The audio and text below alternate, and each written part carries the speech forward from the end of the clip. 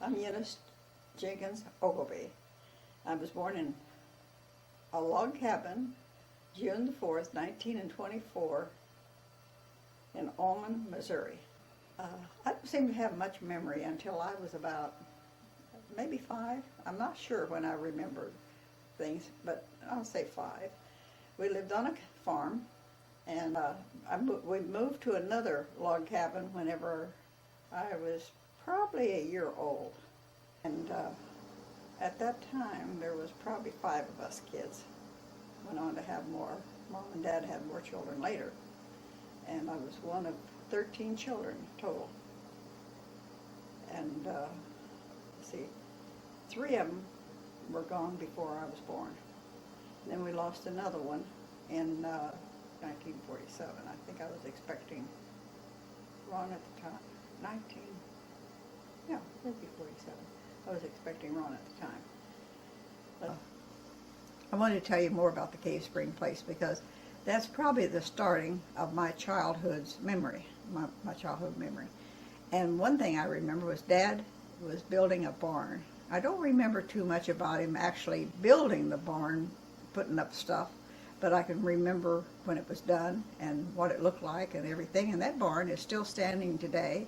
And today, I live about a mile from that barn. If you go through the woods, like a crow would fly, it's about a mile away.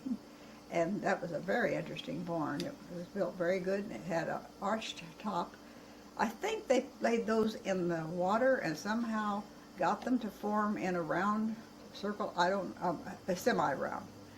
I don't know how they did it really, but it was fascinating. I mean, the whole thing, to this day, you go look at that barn and it's fascinating the way it was built.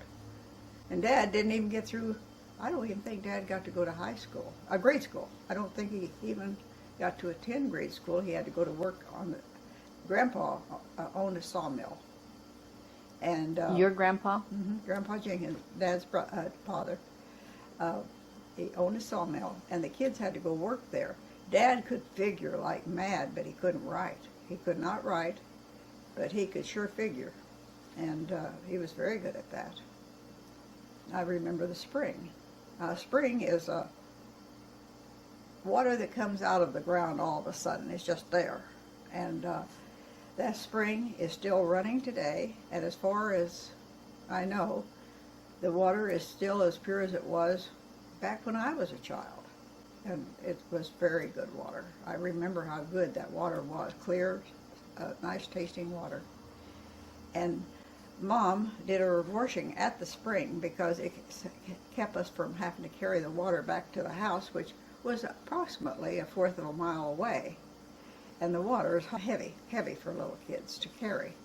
So Mom had an iron kettle over there, a big iron kettle, and we kids would fill up the kettle with the water, and then I imagine Mom was the one that built the fire. She probably wouldn't have let us because we weren't too old.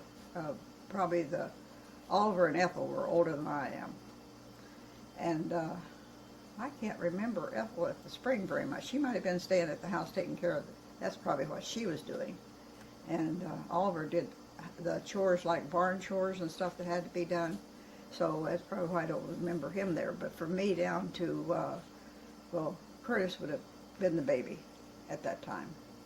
And so Curtis and Helen and Jean and Dorothy and I were the ones that were over at the spring most of the time. And helping Mom if we could. But she did the washing in a tub with a washboard, where you just took the clothes and rubbed them up and down on this washboard and got them clean. And they were dirty because we didn't get to change like every day like you would now. We had to wear them a couple or 3 days, and doing our chores, they got dirty because we all had chores to do. Doing chores by the time we were 6 or 7, or some of us probably, well, the kids that was real little didn't do anything, play. Mom, after she washed the clothes and rinsed them in another tub that she had there, would hang the clothes up on a line that she kept over there. And then when the clothes got dry, she would take them off the line and fold them, and then us kids would help her carry them back to the house. And I don't think we put them away. Mom put them away. We didn't have a lot of clothes, but We were lucky probably if we had 3 changes of clothes at any given time. We always butchered a beef, or probably a beef and a hog for each winter. And then we could keep it because you could hang it out in the smokehouse. They had a smokehouse, and they smoked a lot of the meat. Built a fire somehow out there. I don't know how they did it, but they smoked it. And then the cold weather would come, and so we could have meat in the wintertime. In the summertime, we mostly lived on vegetables out of the garden. And I don't remember Dad getting any wild meat, maybe rabbit once in a while. So I can't remember meat in the summertime, except Mom, if she had any left over in the spring, then she would can it. And then we would have meat in the summertime, if there was any left over when spring arrived, when it started getting too warm for the meat that was in the smokehouse.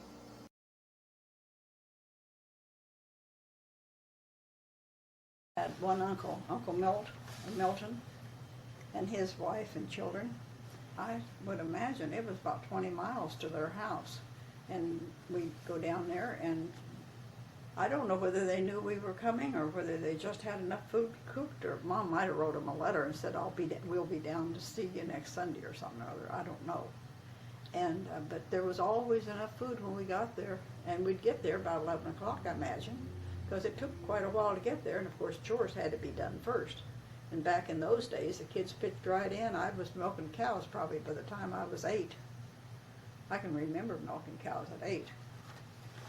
And I was pretty good at it. We always went on Sunday because that was our only day of rest. We worked on the farm the other days, but on Sunday we rested. Didn't work. I remember down on Uncle Milt's farm there was a spring, and there was usually springs back in those days, especially if you didn't have money to dig a well. You didn't drill them back in those days. Most wells were hand dug. That's the way I remember it. Maybe if you had a lot of money, you could have it drilled. I don't know, but I remember a lot of them being hand dug, and they had a spring, and Aunt Hattie would take the food out there, like the milk and the butter and things that need to be kept fresh, and she'd set it down in this cold water, and I was fascinated with the way that they kept it. Now, us at our house, there was a lot of us kids. Mom and Dad had 13 children, and every other one of the first passed away. And by the time I was born, 3 had passed away.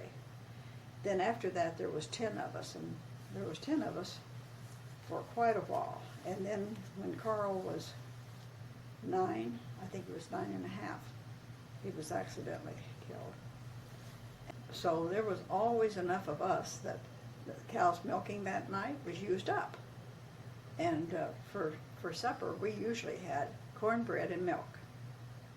And that was our supper, but it was enough. I mean, it filled us up. There was enough to have. I can't ever remember going to bed hungry.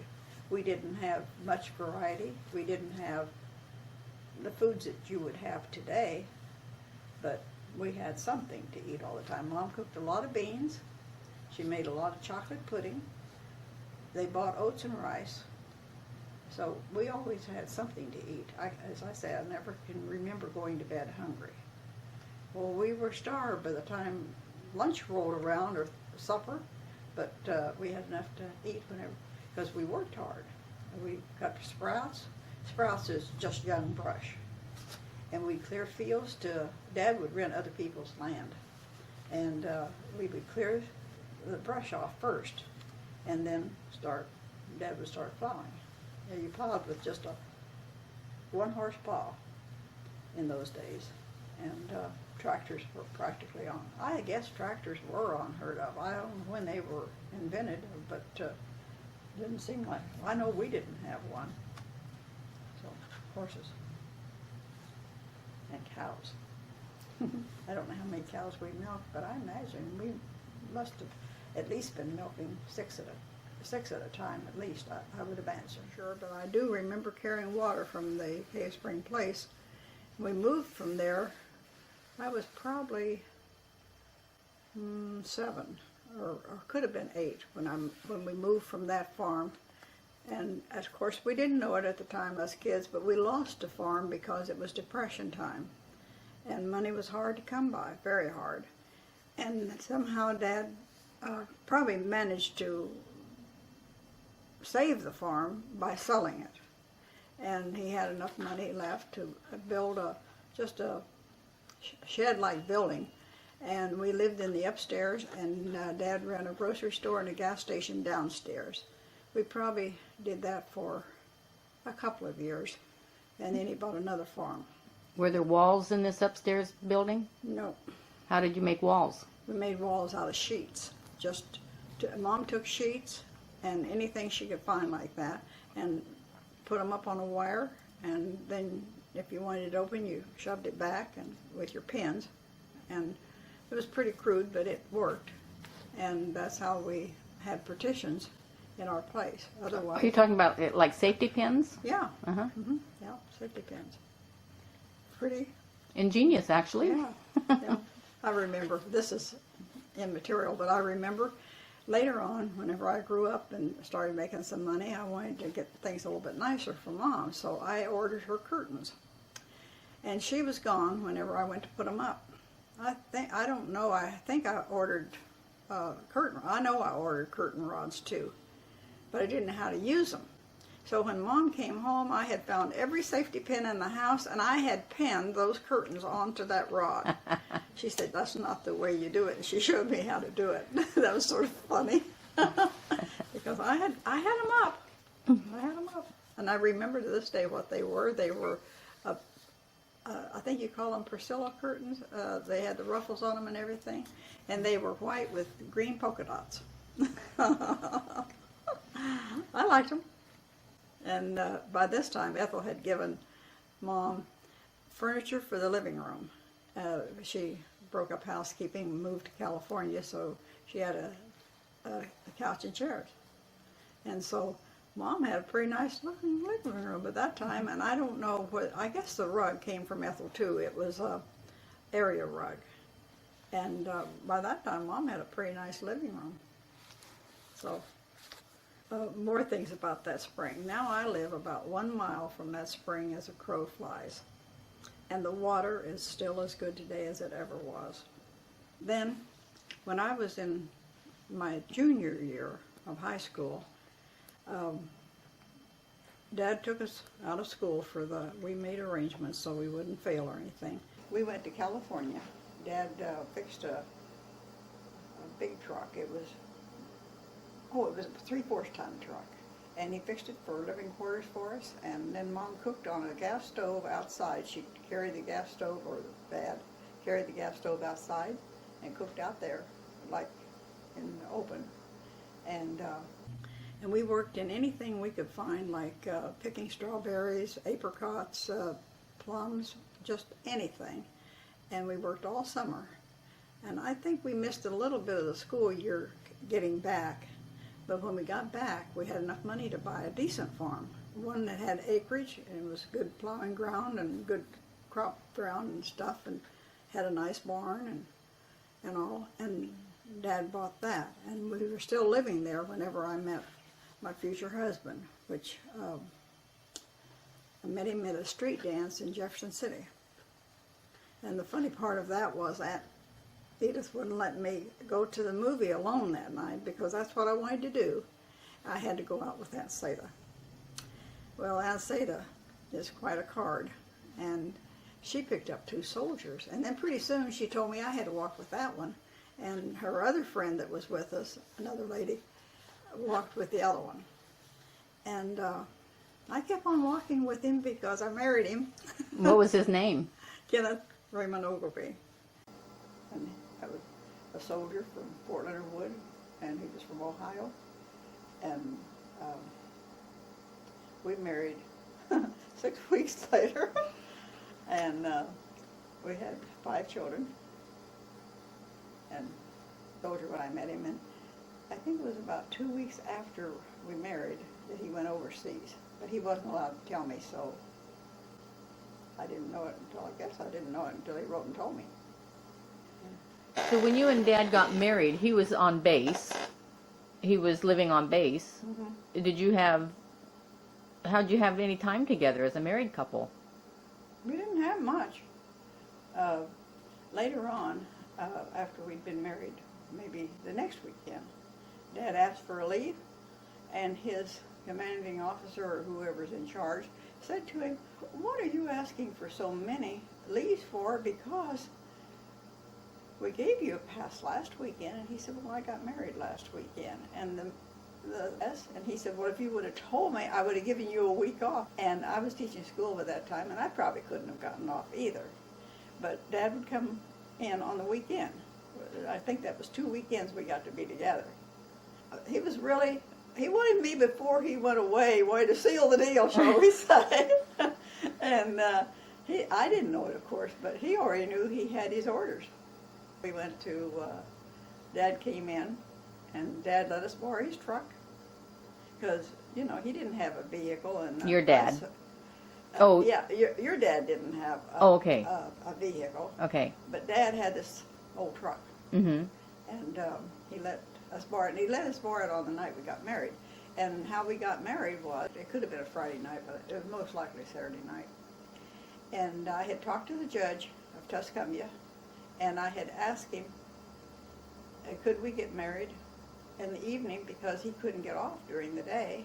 And he said, yes, when you come down, we'll go over and open up the courthouse, and I'll have the clerk come in, and you bring a witness.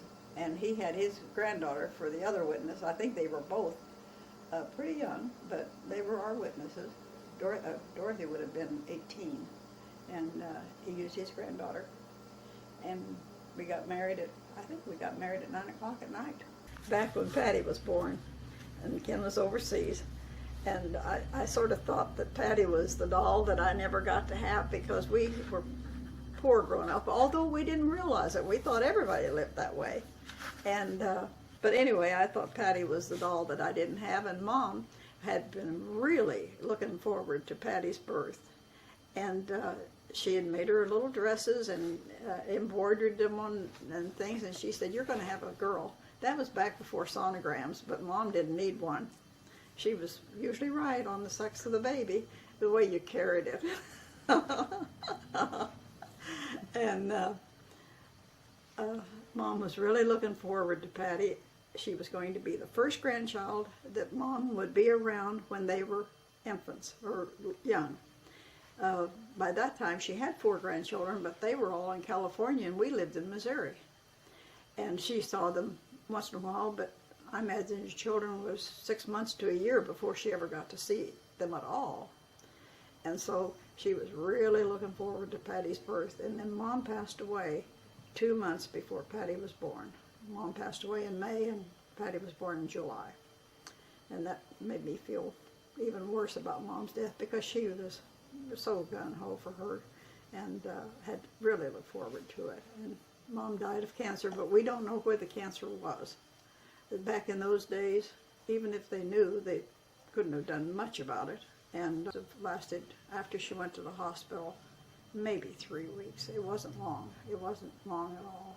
Just sad. And again, what was your mother's full name? Minnie Lee Witt Jenkins. Now, you were talking about being a school teacher. How old were you when you were a school teacher? Well, first I graduated from high school when I was about 18. And then I went to summer college that summer. And back then, you could teach school. You didn't have to have a certificate. You could go to college one summer and teach school, but then you had to go to college the next summer to teach again. And so I taught 1 year in a one-room schoolhouse. Now that was grades through one. You didn't have kindergarten back then. 1 through 8. How many were in the school? Oh, probably about 15 to 20. And so they were, because this was all done in one room? One room, and taught the next year. And the next year was when I met Dad. We got married October the 21st after we had met in early September, and we got married the 21st of October. So I didn't finish out that school year. and then he went to overseas. He went to Germany two weeks later. But that was my teaching, was a year and probably about 3/4 of the other year, or maybe just a week shy, because they didn't really want someone pregnant back in those days. Why? When did you move to Ohio? But you had Patty in Missouri. Yeah, the early 1946 he came home. Kenneth was stationed in Germany when Patty was born, and I've got a picture of him reading the letter. And back in those days, you didn't, like you had telegrams and telephones and stuff. I wouldn't have had the money to have paid for it anyway. So the communications were letters, and even those were censored. Sometimes you might find a black line crossed out if anything was said about the battle or anything, which you knew better than do, but once in a while you'd say something. We wouldn't know what it was that they said because it was blacked out. But letters were read both ways. Mine were read, even though I knew nothing. Why, they were still read. I don't remember now how many days it took the letter to get there. I'm sure she was a week or two old before, probably even more than that, because I was in the hospital probably 14 days. And saying that I was in the hospital 14 days, when I got back, I was staying with Aunt Edith. Why, Aunt Edith had a man visiting her. I have no idea who it was. It doesn't seem to me like it was family, but it might have been on Uncle Kurt's side. But anyway, somebody there, and I got up and went outside to the bathroom being an outside toilet. And I came back in, and my head itched, and I reached up there, and I scratched a little bit, and then I saw something on my fingernail and put it out. And Aunt Edith looks at it real quick and grabs it, and she said, "You have a bug in your hair that fell in your hair when you went outside." Okay. And as soon as the company left, she grabbed Patty's diaper and started combing my hair, and I had lice. And back in those days, they didn't change the pillow that was on the delivery table. The pillow stayed there. And the only thing I could figure out was I got lice from that pillow, and then I'd been in the hospital 14 days. They multiplied. But Aunt Edith did an excellent job and got them out of my hair, and she had real long hair herself and wore it in a bun. And she said, "I'm going to kill you if I get lice." And she probably would have. And Patty was 6 months old when he got home. And we went by train. I had traveled to Ohio to meet his folks after he went overseas. And I did that by train before Patty was born. And I had made maybe 2 to 3 trips to Ohio by that time.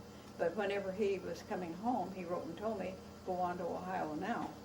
And so I went on, so I'd be there whenever he got there, whatever time it was. So I was with his folks maybe at least a month before he came home.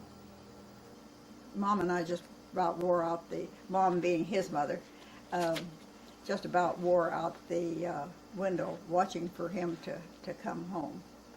And because he was delayed, I think it was 2 weeks he was delayed on the ocean. They had to wait out a storm. Set up housekeeping in Ohio. I had saved money while he was gone. Had a little nice down payment for a place. And $1,000 went quite a ways in those days. And How much was that first house? Do you remember? remember correctly, I think it was $1,200, but we just made a down payment on it and had a little bit of money to buy some groceries and other stuff. I managed working because Dad, when he came let out of the service, he couldn't get a job. And the people that hired him before now didn't have a truck for some reason or other for him to drive. He was a truck driver. And by the way, in the service, they put him driving a tank. And he had Miss Eunice on the top of it, because that was what I was called as a teacher. Know that. And he drove a big tank. Well, somewhere in my pictures now, on which one of you kids have got it or whether I've still got it, he's standing beside his tank, and he's got my name on it. Well, I'll be. Written on the tank. The time he got home, it was early 1946, January. I don't know the date. I don't remember it all, and I don't even know if I've got it written down at home. But it is sometime early January that he came home. And then Linda Lee Ogilvee was born December the 11th, 1946. And some of the things I remember about Linda, when her birth, was I became very ill after I had her with an infection, and I think they kept me in the hospital that whole week. And so she was probably 7 days old when we got home. And that night it was agreed that her dad would get up and feed her midnight snack. And I was to wake him if he didn't hear her, and of course he didn't hear her, and I wakened him. And he crawled down to the foot of the bed. We had her crib down there, but he could see her from the bed, and it was sitting right at the foot of the bed. And he verified that she was crying and crawled back under the covers, and I became so upset I got up and fed her.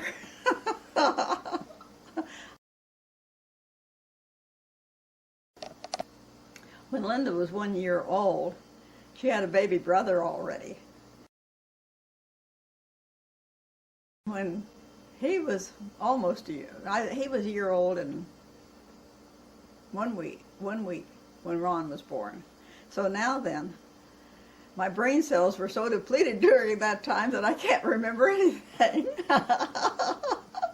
I, to say the least, was busy. The babies, we had 4 children in 3.5 years. That was busy. That was busy.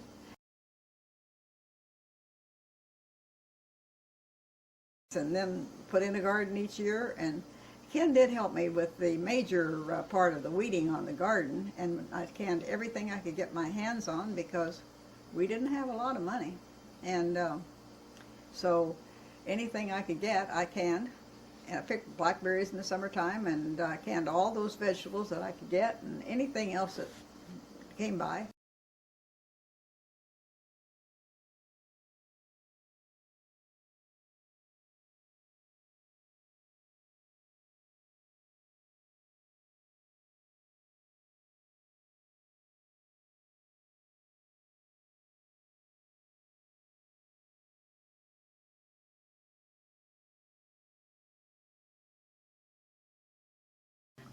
A year or two after Ken got home from the service, he started getting ill, and he just kept getting weaker and weaker and weaker. He finally got so bad that he could no longer go to work. He couldn't get off the couch in a little while, and couldn't help himself in any way. And he would not see a doctor. Absolutely would not see a doctor for me. And it just made him livid to think about seeing a doctor. Well, finally, when he got so ill that he couldn't get off the couch, now what's he going to do about seeing the doctor? He's going to have the doctor. I had the doctor come to the house. He had no choice. And the doctor said, this man is sick, but I don't know what he's sick of, but I'm going to say undiluted fever to get him in the VA hospital because you drink raw milk. And raw milk is milk that is not pasteurized. It doesn't go through the process of making it sterile. And so I didn't have a way to get him there. I was hardly driving at the time. I drove a little bit, but not well. And I had the children to consider, so I called the American Legion. And they came and got him. It was evening, and they took him to Brecksville Hospital, or Cleveland Hospital, I think it was that time, because it was a veterans hospital. Later on, he moved to another hospital. But they started testing him from the head and worked down. And they finally found the germ to be in his stomach. And it was just like lice or something, or they're just a bug that multiplied and took all your strength. Now, he shouldn't have gotten that bug because he was in Germany, and this bug was more in the South Pacific. And so the only thing we can figure out that he was put on a ship coming home that wasn't cleared, wasn't sterilized well, wasn't cleaned well, and he got it. But it took him about 5 years to be absolutely bedfast from it. And by this time, all 4 of the children had been born.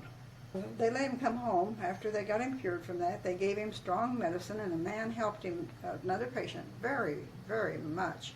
And he played cards with him. He found a way to play a game that Dad didn't have to move. He could say verbally what he wanted to do. And he would play with him, and they would pass hours that way. He fed him, too. And then Dad had been home for a while, and apparently doing pretty good, and they called him back. They wanted to see him, so back we went. And they told him the man that had helped him so much, they didn't know what was wrong with him. He had had TB all the time, and he died of it, and Dad had it. So then they put him in the Brecksville Hospital, which was near the other hospital, but not at. And they kept him there for 14 months. And during that time, I wasn't even allowed in the room part of the time. I had to stand in, or sit in the doorway and be that far away from him. It was a rule, because while he wasn't very contagious, they said, they didn't want to take any chances. So they did that. And I and the children had to be tested to see if we had tuberculosis, which none of us had. Even the children, as young as they were, had to be tested. I think this was like probably the end of '49 when he got really sick and had to go into the hospital the first time, or very early 50s. The children were pretty small. And I couldn't find anyone that wanted to take on 4 children that close in age and that many babies, you might say. So I couldn't go to work, and we had to go on welfare. They'd come out in those days and look in your cupboards and stuff to see if you were buying food and if you were taking care of your family right. And I never had any problem. Dad was treated for this tuberculosis, and they kept him under surveillance until we left there in '58. And the Christmas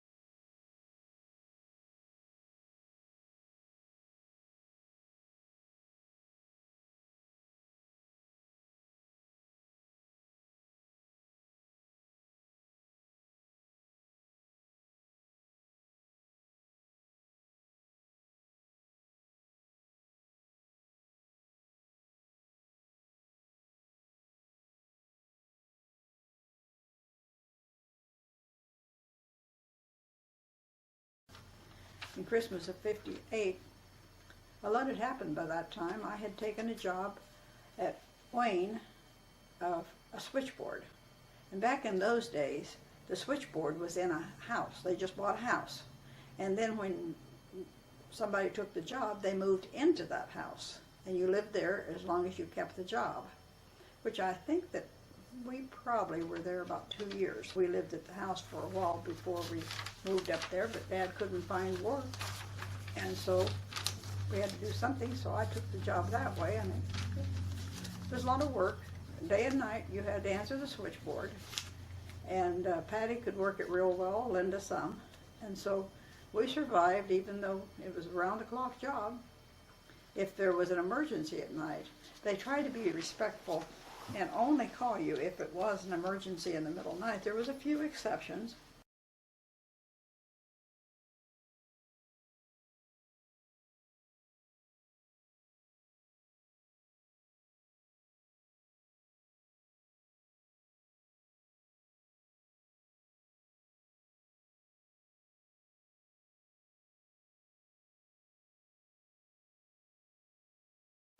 And so I was happy with the job, and they were. And then we moved back to our regular place after a while. I don't remember why we moved back.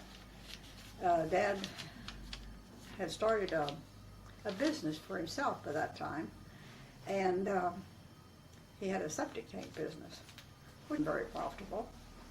And from there, after we lived back in Kinsman for a while in our house, which we had bought.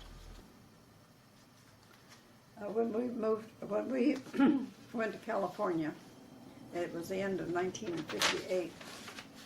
Ken took us to California. He drove us there. Then he went back home to sell our farm, and we had a 19-acre farm, 3-bedroom house. And we were doing fine there, except no food, no money. So when we got to California, I found a job pretty soon, working at AAA and Emergency Road. We rented a house. That was a 2-bedroom house, but I made it into a 3 because the dining room was real big, and I fixed the boys' room in the dining room. And we'd been there about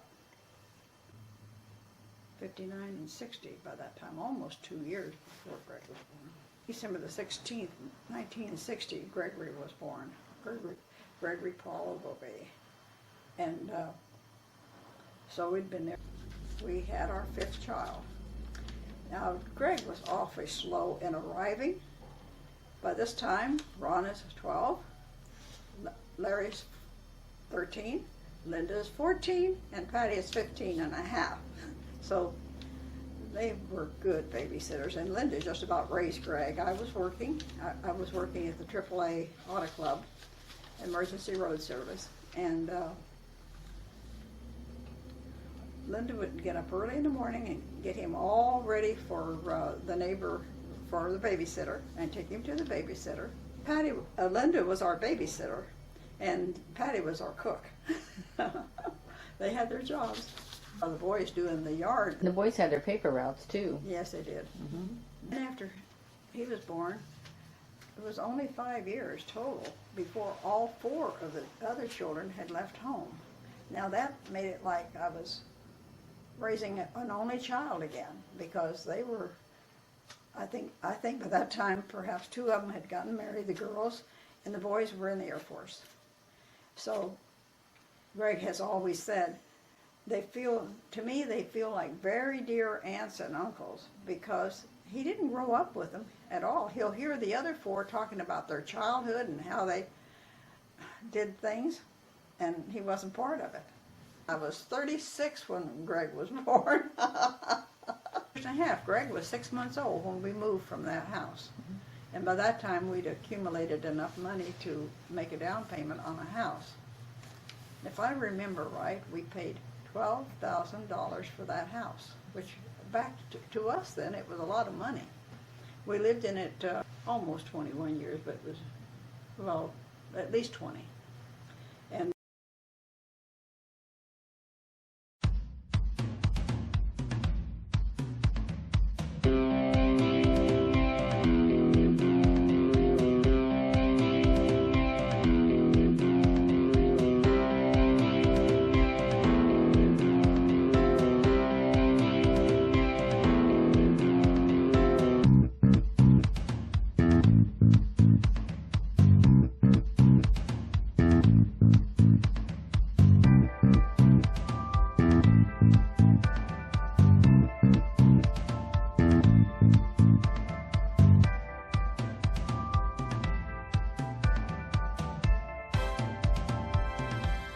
we traveled for the first 3.5 years. After Dad retired, you're saying? Dad had retired in 1982. This was in Greg and Sherry bought the house, and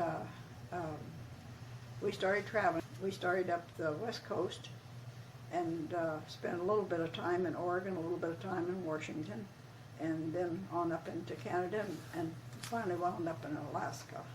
In 3.5 years, we had traveled all the states and was ready to settle down. And Ken always wanted to live in Missouri after he retired. He met me there, and he liked it there, but he didn't feel he could make a living there. And so we went back, and we had from 86 to 2001, January the 5th, together there. And he passed away. But I'm still there.